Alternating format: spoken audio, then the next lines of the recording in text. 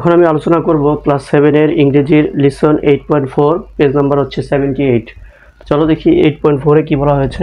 এখানে বলা হয়েছে লেটস প্লে দ্য গেম, চলো আমরা একটি খেলা খেলি। হু রিমেম্বারস দ্য মোস্ট, কে সবচেয়ে বেশি মনে রাখতে পারে। ঠিক আছে, হু রিমেম্বারস, কে মনে রাখতে পারে, দ্য মোস্ট সবচেয়ে বেশি।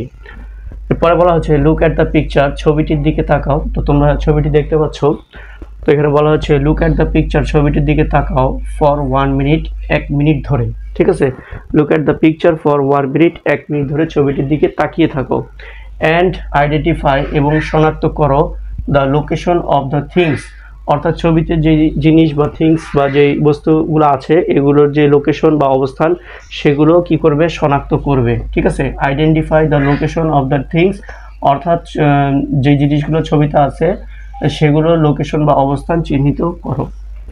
আচ্ছা, এখন আমাদের 1 মিনিট ধরে এই ছবিটার দিকে তাকিয়ে থাকতে হবে, এবং শুধু তাকিয়ে থাকলে হবে না, আমাদের ভালো করে মনোযোগ দিয়ে দেখতে হবে যে ছবির মধ্যে যে জিনিসগুলো আছে সেই জিনিসগুলো কিভাবে আছে, কোনটা উপরে আছে, কোনটা নিচে আছে, কোনটা পিছনে আছে, কোনটা সামনে আছে, এগুলো আমাদের 1 মিনিট ধরে ভালো করে লক্ষ্য করতে হবে। ঠিক আছে, কোন জিনিসটা কিভাবে আছে, উপরে না নিচে বা সামনে না পিছনে, এগুলো ভালো করে মনোযোগ দিয়ে খেয়াল করতে হবে।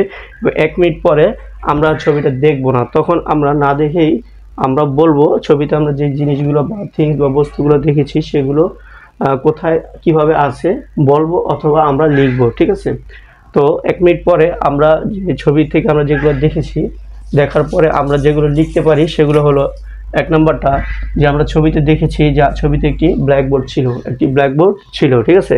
তাহলে there is a blackboard in the wall, there is a blackboard in the wall, আমরা লিখতে পারি দেয়ার ইজ এ ব্ল্যাকবোর্ড, সেখানে একটা ব্ল্যাকবোর্ড ছিল ইন দ্য ওয়ালে। ঠিক আছে, এরপরে 2 নম্বরটা আমরা লিখতে পারি, কারণ আমরা ছবিতে একটি বল দেখতে পেয়েছিলাম, সেই বলটি ছিল একটি চেয়ারের উপরে।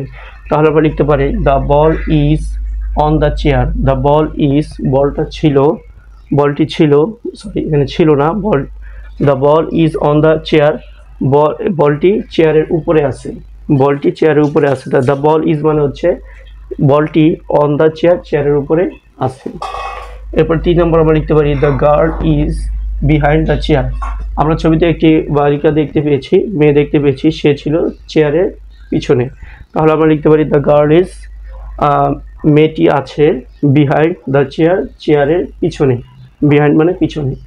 এবার আমরা লিখতে পারি 4 number 4 there is a bag under the table, ছবিতে আমরা দেখেছিলাম একটি ব্যাগ, টেবিলের নিচে একটি ব্যাগ ছিল। তাহলে আমরা লিখতে পারি there is a bag under the table, অর্থাৎ একটি ব্যাগ আছে আন্ডার দ্য টেবিল, টেবিলের নিচে।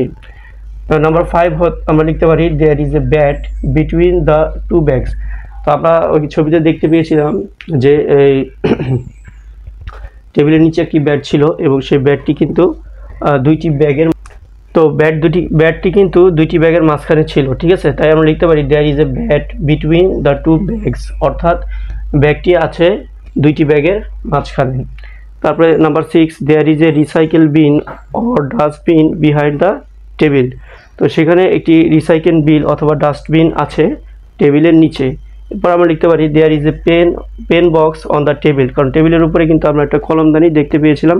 তো আমরা লিখতে পারি there is a pen box, সেখানে একটি পেন বক্স বা কলমদানি আছে অন দ্য টেবিল, টেবিলের উপরে।